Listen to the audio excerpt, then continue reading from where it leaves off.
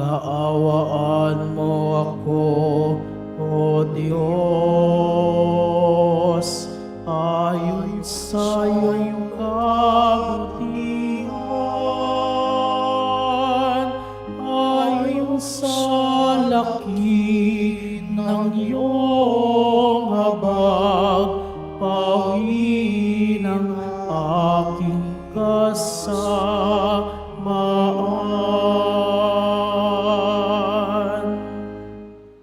Sa ngalan ng Ama, ng Anak at ng Espiritu Santo, Amen. sumainyo ang Panginoon. At sumaiyo rin. Mga kapatid, tinipon tayo bilang kaanib ng angka ng Diyos, kaya't dumulog tayo sa mawaing Panginoong nagpapatawad ng lubos. Sinugong tagapagpagaling sa mga nagsisisi, Panginoon, kaawaan mo kami. Panginoon, kaawaan mo kami. Dumating na tagapag-anyaya'y mga makasalanan ay magsisi, Kristo, kaawaan mo kami. Kristo, kaawaan mo kami. Nakaluklok ka sa kanan ng Diyos, Ama, para ipamagitan kami. Panginoon, kaawaan mo kami. Panginoon, kaawaan mo kami. Kaawaan tayo ng makapangyarihang Diyos, patawarin tayo sa ating mga kasalanan, at patnubayan tayo sa buhay na walang hanggan. Amen. Manalangin tayo. Ama naming makapangyarihan, ipagkaloob mong aming magampanan ang pagsasakasalukuyan ng pagpapakasakit ng aming poong mahal, upang kami pagindapating magkamit ng ibinungan nitong kapatawaran sa pamamagitan ni Hesukristo, kasama ng Espiritu Santo, magpa sa walang hanggan. Amen. Magsipo muna po ang lahat.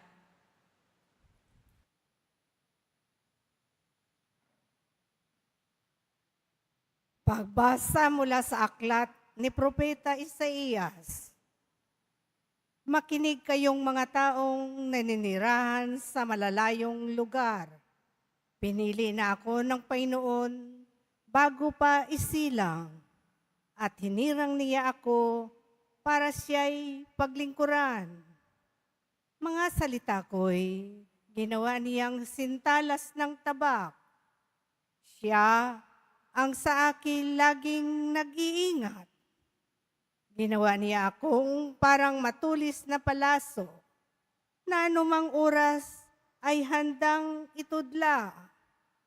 Sinabi niya sa akin, Israel, ikaw ay lingkod ko. Sa pamamagitan mo, ako'y dadakilain ng mga tao. Ngunit ang tugon ko, ako ay nabigo sa aking pagsisikap, hindi nagtagumpay. Gayong ibinuhos ko ang aking lakas. Gayon may itinitiwala ko sa Panginoon ang aking kalagayan, na ako'y gagantipalaan sa aking nakayanan. Bago pa ako ipinanganak, ay hinirang na ng Panginoon. Pinili niya ako para maging lingkod niya, upang tipunin ang mga nangalat na mga Israelita, at sila'y ibalik sa bayang Israel. Binigyan ako ng Panginoon ng karangalan, sa Kanya nagbubuhat ang aking karangalan. Sinabi ng Panginoon sa akin, Israel na aking lingkod, may mas mahalaga pa akong ipagagawa sa iyo. Bukod sa pagpapanumbalik sa mga Israelitang nalabi, ay gagawin kitang tanglaw ng mga bansa, upang lahat sa daigdig ay maligtas. Ang salita ng Diyos. Salamat sa Diyos. Patuloy kong isasaysay ang dulot mong kaligtasan. Patuloy kong isasaysay ang dulot mong kaligtasan. Sa iyo lang, Panginoon, lubos akong nananalig. Huwag mo akong pabayaang mapahiya at malupi. Tulungan mo ako ngayon, yamang ikaw ay matuwid. Ako sana ay sagipin, sa daing ko ay makinig. Patuloy kong isasaysay ang dulot mong kaligtasan. Ikaw nawa ang muog ko at ligtas na kakanlungan. Matatag na kublihan ko ay matibay na sanggalang. Sa lahat ng masasama, O Diyos, ako'y ipaglaban. Sa kuko ng mababagsik, huwag mo akong pabayaan. Patuloy kong isasaysay ang dulot mong kaligtasan. Panginoon, sa iyo ko inilagak ang pag-asa. Maliit pang bata ako, sa iyo'y may tiwala na. Sa simula at mula pa, wala akong inaasahang mag-iingat sa sarili, kundi tanging ikaw lamang. Kaya naman ikaw poon, pupurihin araw-araw. Patuloy kong isasaysay ang dulot mong kaligtasan. Pagkat ikaw ay dakila, patuloy kong isasaysay. Maghapon kong ihahayag ang dulot mong kaligtasan. Sa pulpa sa pagkabata, ako'y iyong tinuruan. Hanggang ngayoy sinasambit ang gawa mong hinangaan. Patuloy kong isasaysay ang dulot mong kaligtasan. Magsitayo po ang lahat.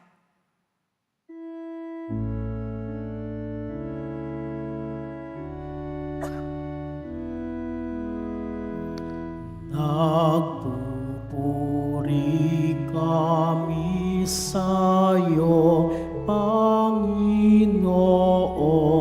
Jesucristo. Nagpupuri kami sa'yo, Panginoong Jesucristo. Nagpupuri kami sa'yo, Hari namin, Jesucristo.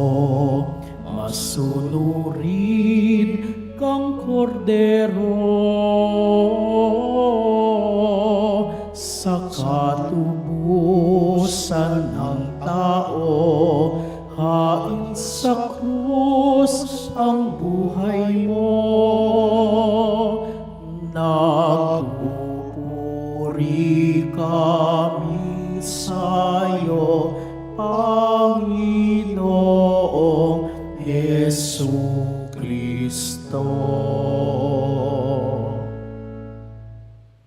Sumainyo ang Panginoon. At sumaiyo rin. Ang mabuting balita ng Panginoon ayon kay San Juan. Papuri sa iyo, Panginoon. Noong panahong iyon, habang nakahilig kasama ng kanyang mga alagad, nagugulumihan ng sinabi ni Jesus, "Tandaan ninyo, ako'y ipagkakanulo ng isa sa inyo."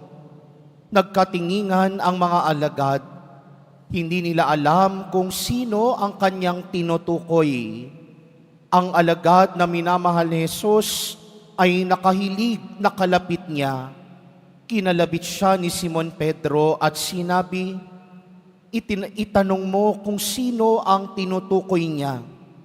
Kaya humilig siya sa dibdib ni Jesus at itinanong, Panginoon, sino po ba ang tinutukoy ninyo? Sumagot si Jesus, ang ipagsasawsaw ko ng tinapay, siya na nga. At nang maisawsaw ang tinapay, ibinigay niya ito kay Judas na anak ni Simon Iscariote. Nang matanggap na ni Judas ang tinapay, si Satanas ay pumasok sa kanya. Sinabi ni Jesus, gawin mo na ang gagawin mo. Ngunit isa man sa mga kasalo niya ay walang nakaalam kung bakit niya sinabi ito, sapagkat si Judas ang nag-iingat ng kanilang salapi. Inakala nilang pinabibili siya ni Jesus ng kakailanganin sa pista o kaya'y pinapaglilimos sa mga dukha. Nang makain na ni Judas ang tinapay, siya'y umalis gabi na noon. Pagkaalis ni Judas ay sinabi ni Jesus, "Ngayoy mahahayag na ang karangalan ng anak ng tao at mahahayag din ang karangalan ng Diyos sa pamamagitan niya. At kung mahayag na ang karangalan ng Diyos, ang Diyos naman ang naghahayag ng karangalan ng anak at gagawin niya ito agad. Mga anak, kaunting panahon na lamang ninyo akong makakasama. Hahanapin ninyo ako, ngunit sinasabi ko sa inyo, ngayon ang sinasabi ko sa mga Hudyo, hindi kayo makapupunta sa paroroonan ko." "Saan po kayo pupunta, Panginoon?" tanong ni Simon Pedro. Sumagot si Jesus, "Sa paroroonan ko'y hindi ka makasusunod ngayon, ngunit susunod ka pagkatapos." "Bakit po hindi ako makasusunod sa inyo ngayon?" tanong ni Pedro. "Buhay ko may iaalay ko dahil sa inyo." Sumagot si Jesus, "Iaalay mo ang iyong buhay dahil sa akin? Tandaan mo, bago tumilaok ang manok, maikatlo mong akong itatatwa." Ang mabuting balita ng Panginoon. Pinupuri ka namin, Panginoong Heso Kristo. Magsiupo mo ng lahat. Magandang umaga po sa inyong lahat. Ngayong ikamartes Santo, muli nating narinig ang salaysay patungkol kay Judas Iscariote. At sa tagpong ito, maganda sigurong tanungin muna sa ating sarili, hanggang kailan mo kayang maging tapat? Kaya mo bang maging tapat kahit nagkakasubukan na? Kaya mo bang maging tapat kapag unti-unti nang nawawala sa tabi mo ang mga pinahahalagahan mo sa buhay? Kaya mo bang maging tapat kahit walang nakakakita sa iyo? Hanggang kailan mo kayang maging tapat? Sa Ebanghelyo, merong dalawang persona tayong narinig. Una, si Judas Iscariote. Kahapon sa Ebanghelyo, nag-atubili siyang sabihan si Jesus, "Sayang ang pabangong ibinuhos sa paanan mo. Sana ibinenta na lang at ang 300 denaryong ipinangbili, sana ipinamigay na lang sa dukha." Pero malinaw ang sinabi ni San Juan. Sinabi yun ni Judas, hindi dahil meron siyang malasakit sa mga dukha, pero nais niyang kupitan ang pinagbilhan. Pinopronta ang mabubuting gawa para pagtakpan ang totoong disposisyon ng puso. At alam naman natin, alam din ni Jesus na si Judas Iscariote ang magtatatwa sa kanya. Si Judas Iscariote ang magkakanulo sa kanya. Ang pangalawang persona namang narinig natin ay si Simon Pedro. Sabi ni Simon Pedro sa huli, "Panginoon, buhay ko may iaalay ko dahil sa inyo. Kaya paano niyo ho masasabing hindi kami makakasama kung saan ka pumaroon? Buong buhay ko, kaya kong maglingkod sa iyo." Pero alam naman natin ang nangyari kay Simon Pedro. 3 beses niyang tinatwa si Jesus. 3 beses niyang ipinagkanulo si Jesus. 3 beses niyang sinukuan si Jesus. Kaya makikita natin ang dalawang uri ng pagtataksil. Isang sinasadya at isang di sinasadya. Si Judas Iscariote, nasa isip, nasa puso niya ng sadyaing taksilan si Jesus. Marahil siguro nasilaw siya sa kayamanan. Sayang ang 30 pilak kapalit ni Jesus. Pero hindi niya lang manaisip ang mga aral at pagmamahal na ipinadama sa kanya ni Jesus. At si Simon Pedro naman, hayagan niyang sinasabi, Panginoon, magiging tapat ako sa iyo magpakailanman. Buong buhay ko, ibibigay ko sa inyo. Pero kapag nagkasubukan na, kapag nagkaipitan na sa alanganin, unti-unti silang alisan sa tabi ni Jesus. Pero ang pinakamasakit pa doon, ang itatwa si Jesus at hindi siya kilalanin. Kayo ho ba? Hanggang kailan nyo ba kayang maging tapat? Minsan, ang daling magsalita, pero alam naman natin, ang hirap isabuhay. Ang daling mangako sa sakramento ng kasal, habang buhay kitang paglilingkuran, sa'yo lang ako panghabang buhay.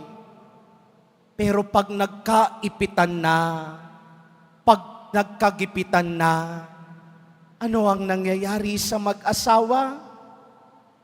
Ang daling baliin na lang ang ipinanghako sa isa't isa. Ganon din sa relasyon natin kay Jesus Nazareno. Ang daling manghako kay Jesus, Panginoon, bigyan mo lang ako ng ganito, pagkalooban mo lang ako ng ganito, pangako ho, habang buhay, maglilingkod ako sa iyo. Pero kapag dumaan na sa kagipitan, kapag nagkasubukan na, tatanungin pa natin ang Diyos, nakikinig ka ba talaga? Nag-aalay naman ako ng buong buhay ko sa paglilingkod sa iyo. Nagdedebosyon naman ako, namimintuho naman ako. Bakit parang nagbubulag-bulagan at nagbibingi-bingian ho kayo? Hanggang kailan mo kayang maging tapat? Dahil si Jesus Nazareno, kahit sa kagipitan sa krus, kahit sa pagpapakasakit, kamatayan sa krus, naging tapat pa rin siya sa kalooban ng Amang nasa langit. Hindi niya lang sinabing, magpatawad kayo, mag-ibigan kayo. Bagkus kahit sa gitna ng animoy kagipitan sa krus, isinadiwa at isinabuhay niya ang kanyang sinasabi, Ama, patawarin niyo ho sila sapagkat hindi nila nalalaman ang kanilang ginagawa. Hilingin natin ang grasyang ito, nawa katulad ni Jesus, kahit sa gitna ng kagipitan at pagpapakasakit, manatili tayong tapat sa ating mga binibigkas na pangako.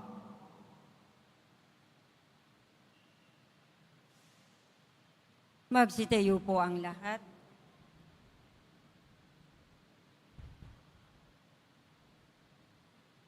Minamahal kong mga kapatid, buong kababaang loob na idulog natin ang ating mga kahilingan sa Panginoon habang laging inaalaala ang paghihirap na Kanyang tiniis para sa ating kaligtasan. Sa bawat panalangin ang ating itutugon, Jesus, sa pamamagitan ng iyong pagpapakasakit para sa aming kagalingan, dinggin mo kami. Jesus, sa pamamagitan ng iyong pagpapakasakit para sa aming kagalingan, dinggin mo kami. Ang mga ipinagkanulo ng kanilang mga kaibigan, naway hindi magkimkim ng hinanakit. Manalangin tayo. Jesus, sa pamamagitan ng iyong pagpapakasakit sa aming kagalingan, dinggin mo kami. Ang mga makasalanan, naway hindi panghinaan ng loob, bagkus maghangad ng kapatawaran sa pamamagitan ng sakramento ng pagkukumpisal. Manalangin tayo. Jesus, sa pamamagitan ng iyong pagpapakasakit para sa aming kagalingan, dinggin mo kami.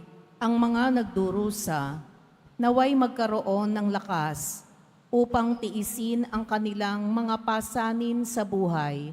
Manalangin tayo. Jesus, sa pamamagitan ng iyong pagpapakasakit sa aming kagalingan, dinggin mo kami. Ang mga may sakit, naway iugnay ang kanilang paghihirap kay Kristo upang maranasan nila ang kapayapaan ng loob.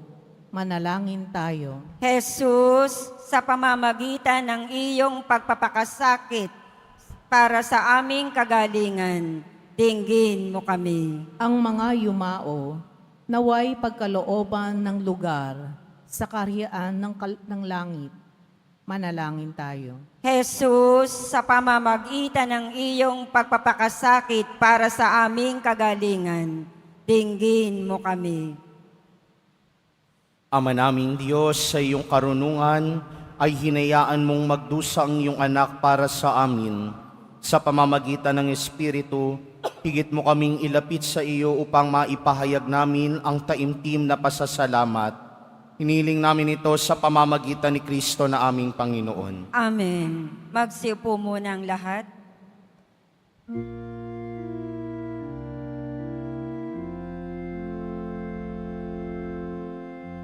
Sumasamo kami sa'yo, marapat iniyaring alay. Panginoon, tanggapin mo itong alak at tinapay. Dinggin ang aming dalangin.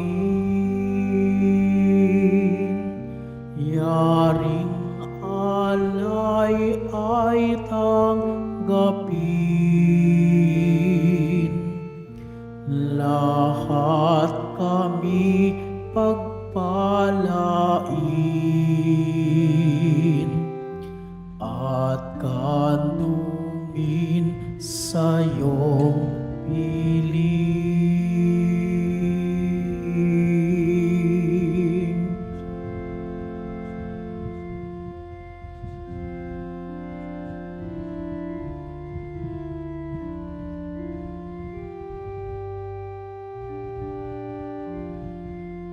Magsitayo po ang lahat.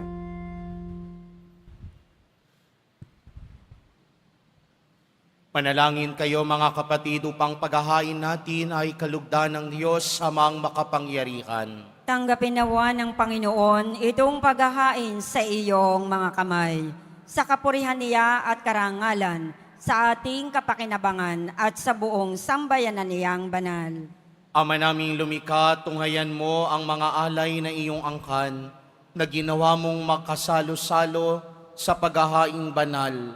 Ipagkaloob mong ang kaganapan nito ay aming makamtan sa pamamagitan ni Hesukristo kasama ng Espiritu Santo magpa sa walang hanggan. Amen. Sumainyo ang Panginoon. At sumaiyo rin. Itaas sa Diyos ang inyong puso at diwa. Itinaas na namin sa Panginoon. Pasalamatan natin ang Panginoong ating Diyos. Marapat na siya ay pasalamatan. Ama naming makapangyarihan, tunay ngang marapat na ikaw ay aming pasalamatan sa pamamagitan ni Jesucristo na aming Panginoon.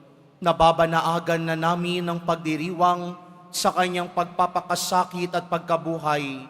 Malulupig na ang dating pagsuway sa pag-ako sa kanyang kusang loob na katapatan at magaganap na ang pag-alala sa aming pag-anib sa iyong tinubos na angkan. Kaya kaisa ng mga anghel na nagsisiawit ng papuri sa iyo nang walang humpay sa kalangitan, kami nagbubunyi sa iyong kadakilaan. Santo, Santo, Santo, Panginoong Diyos ng mga hukbo, napupuno ang langit at lupa ng kadakilaan mo, o sana sa kaitaasan. Pinagpala ang naparirito sa ngalan ng Panginoon, o sana sa kaitaasan. Magsilud po ang lahat. Ama naming banal, ikaw ang bukal ng tanang kabanalan. Kaya't sa pamamagitan ng iyong Espiritu, gawin mong banal ang mga kaloob na ito upang para sa amin maging katawan at dugo ng aming Panginoong Hesukristo. Bago niya pinagtiis ang kusang loob na maging handog, hinawakan niya ang tinapay, pinasalamatan kaniya, pinaghati-hati niya iyon, iniabot sa kanyang mga alagad at sinabi, tanggapin ninyong lahat ito at kanin. Ito ang aking katawan na ihahandog para sa inyo.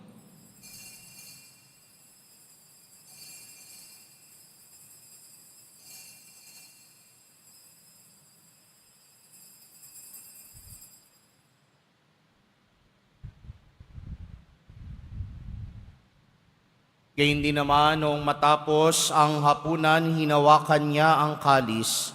Muli kanyang pinasalamatan, iniabot niya ang kalis sa kanyang mga alagad at sinabi, tanggapin ninyong lahat ito at inumin.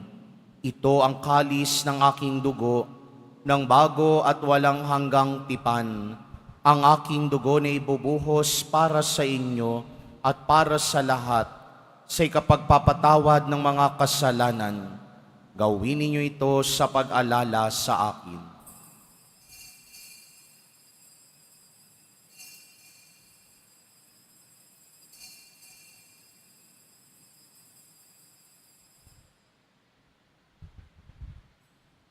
Magsitayo po ang lahat. Ipagbunyi natin ang misteryo ng pananampalataya. Si Kristo'y namatay. Si Kristo'y nabuhay. Si Kristo'y babalik sa wakas ng panahon. Ama, ginagawa namin ngayon ang pag-alala sa pagkamatay at muling pagkabuhay ng iyong anak, kaya't iniaalay namin sa iyo ang tinapay na nagbibigay buhay at ang kalis na nagkakaloob ng kaligtasan. Kami nagpapasalamat dahil kami iyong minarapat na tumayo sa harap mo para maglingkod sa iyo. Isinasamo namin kaming magsasalo-salo sa katawan at dugo ni Kristo ay mabuklod sa pagkakaisa sa pamamagitan ng Espiritu Santo. Ama, lingapin mo ang iyong simbahang laganap sa buong daigdig. Puspusin mo kami sa pag-ibig. Kaysa ni Francisco na aming Papa at ni Jose na aming Obispo at ng Tanang Kaparian. Alalahanin mo rin ang mga kapatid naming nahimlay na may pag-asang sila'y muling mabubuhay, gayon din ang lahat ng mga pumanaw.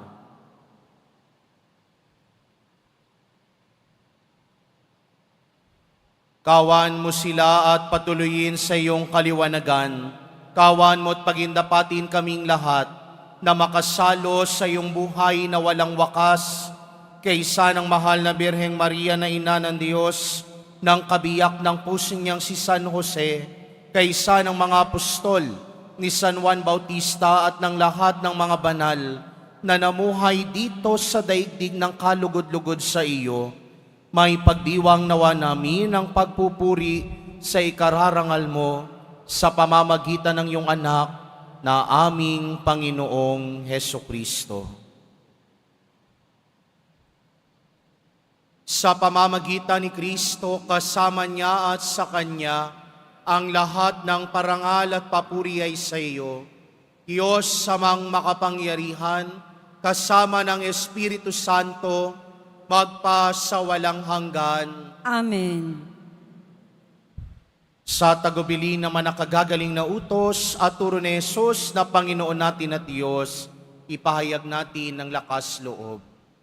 Ama namin, Sumasalangit ka, sambahin ang ngalan mo, mapasa amin ang kaharian mo, sundin ang loob mo dito sa lupa para nang sa langit. Bigyan mo kami ngayon ng aming kakanin sa araw-araw at patawarin mo kami sa aming mga sala para ng pagpapatawad namin sa nakakasala sa amin. At huwag mo kaming ipaintulot sa tukso at iadya mo kami sa lahat ng masama.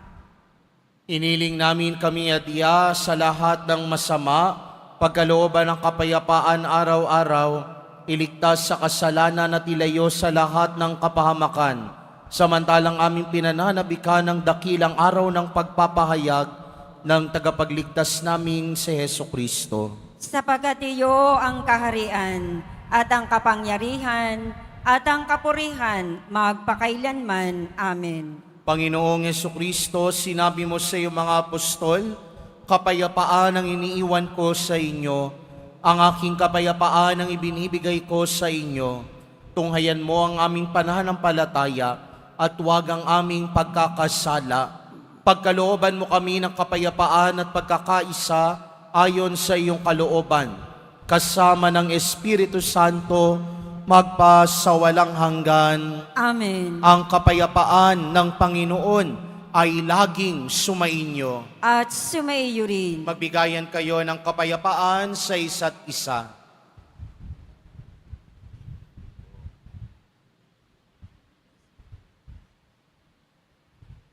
Kordero ng Diyos na nag-aalis ng mga kasalanan ng sanlibutan, maawa ka sa amin. Kordero ng Diyos na nag-aalis ng mga kasalanan ng sanlibutan, maawa ka sa amin. Kordero ng Diyos na nag-aalis ng mga kasalanan ng sanlibutan, ipagkaloob mo sa amin ang kapayapaan. Magsilod po ang lahat.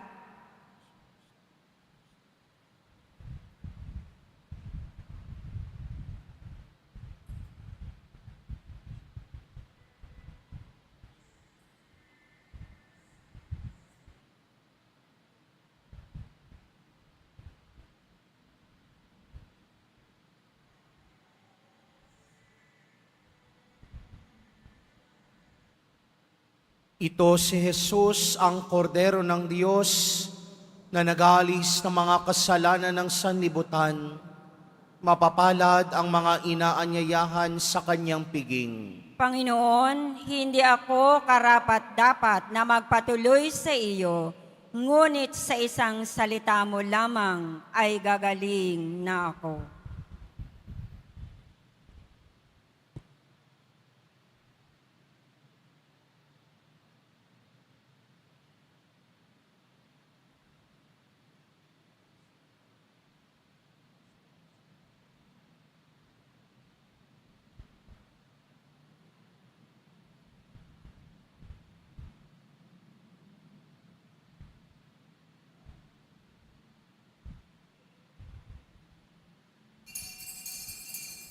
Para sa lahat ng tatanggap ng banal na komunyon, sasagot po tayo ng amen pagkasabi ng pari o ng lay minister ng katawan ni Kristo at isubo agad sa bibig bago umalis sa harapan ng pari o lay minister. Sumunod po tayo.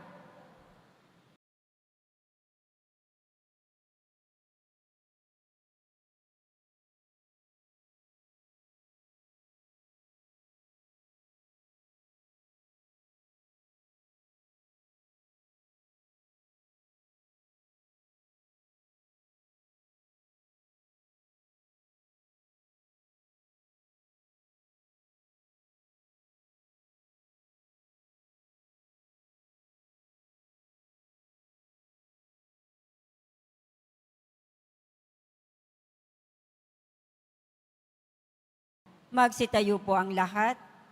Manalangin tayo. Ama naming mapagmahal, kaming mga tumanggap sa banal na pakikinabang ay dumulog sa iyo at nakikiusap pagbigyan sa kahilingan naming ang piging mong bigay ay maging pagsasalo nawa namin sa iyong walang maliw na buhay. Sa pamamagitan ni Hesukristo, kasama ng Espiritu Santo, magpa sa walang hanggan. Amen. Sumainyo ang Panginoon. At sumaiyo rin. Mahal na pong Jesus Nazareno, inihayag mo sa pamamagitan ng krus ang walang maliw na pag-ibig ng Diyos sa sangkatauhan. Pakinggan mo ang kahilingan lalo na para sa mga nangangailangan ng iyong tulong at awa. Makamtan nawa namin ang iyong kasagutan na may utang na loob na tinatanaw. Basbasan din po ninyo itong mga imahen at dasalan upang lalo kaming manalangin at magtiwala. Sa pamamagitan ng bendisyon na ito, naway lalo kaming maging mapaglingkod, masunurin at tapat sa iyo na aming maluwalhating Panginoon, magpa sa walang hanggan. Amen. At pagpalain at pag-ingatan kayo lagi ng makapangyarihang Diyos, Ama, Anak, at Espiritu Santo. Amen. Naialay na ang banal na Eukaristiya, humayo kayong taglay ang pag-ibig at kapayapaan ng Pong Jesus Nazareno. Salamat sa Diyos.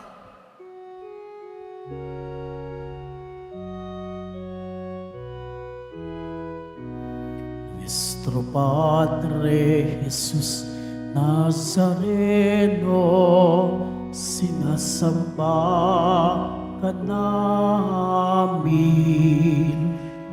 pinipinto ka namin, aral mo ang aming buhay at kaligtasan. Nuestro Padre Jesus Nazareno, iligtas mo kami sa kasalanan. Ang krus mong kinamatayan ay sagisag ng aming kaligtasan. Nuestro Padre Jesus Nazareno, dinarangal ka namin. Nuestro Padre Jesus Nazareno, niluluwalhati ka namin.